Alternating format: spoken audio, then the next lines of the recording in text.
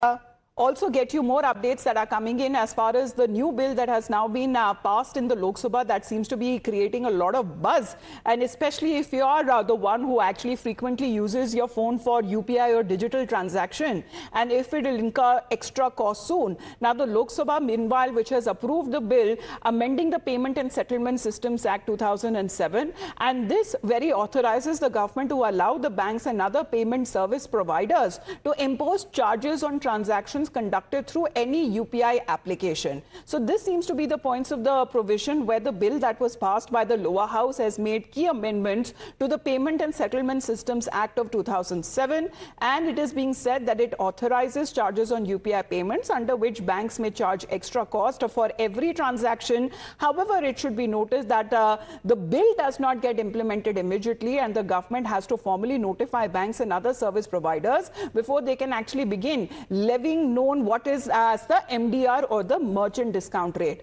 Objectively speaking, this charge is meant to be paid by merchants, but opposition believes that it could eventually be passed on to the consumers on the way that our costs are also done. So however, small scale merchants will not be affected. Only big merchants with an annual turnover of 1.5 crore will have to pay. Let's in the meantime get you this breaking update as far as the opposition, which has been now taking on the government despite the clarification that has now been issued by Nirmala Sitharaman, the finance minister herself, and this seems to have exploded further with more questions that are now being raised on part of Jayaram Ramesh of the Congress party, because he now seems to be raising concerns over the response that came in from the finance minister, where he seems to be now doubling down, saying that the finance minister's response to his so-called canards that hinges on at least 5 dubious claims, and these are the complaints that he believes are something that he has now said that it is an attempt by the government to mislead. So when we talk about a merchant discount rate or MDR, Jayaram Ramesh says that it applies only to merchants and not to customers, but he says that this is misleading. MDR is charged to merchants, but it is inevitable that they will pass the transaction costs on to consumers through higher prices or differential pricing, just as they do with credit and debit card payments.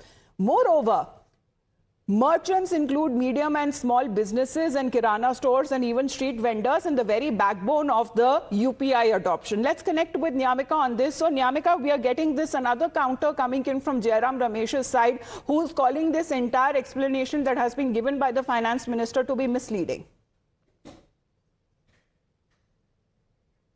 Nyamika?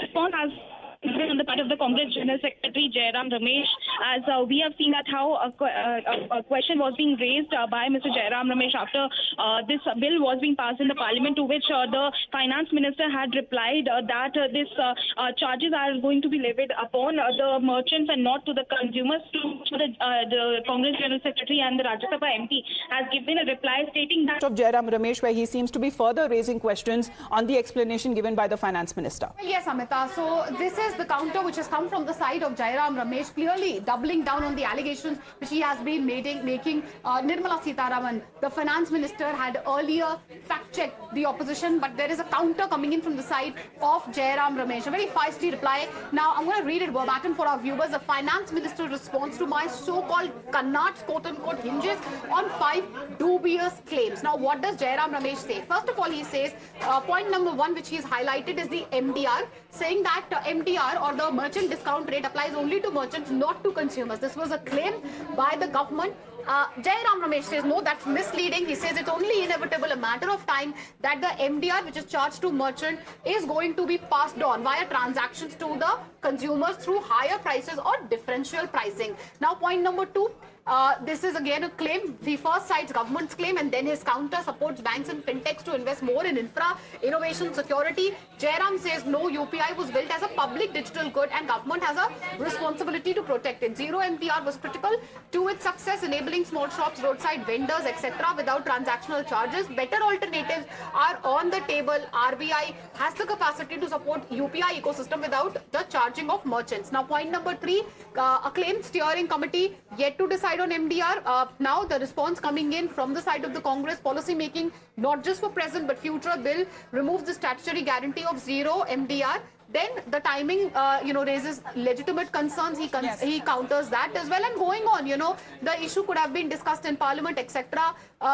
He goes on. Obviously, it's a very lengthy post where he counters each and every point which has been made by FM Nirmala Sitharaman. So it's very obvious, Amita, in summation, this row is only expected to escalate from here on. Because the finance minister herself will clarify that any merchant discount rate on UPI transactions, if introduced in the future, will be applicable to merchants and not customers, pushing back against claims that ordinary users would be levied charges for using digital payment platforms. Thank you very much, Meenakshi, for that update. All that and much more lined up on the other side of a very short break.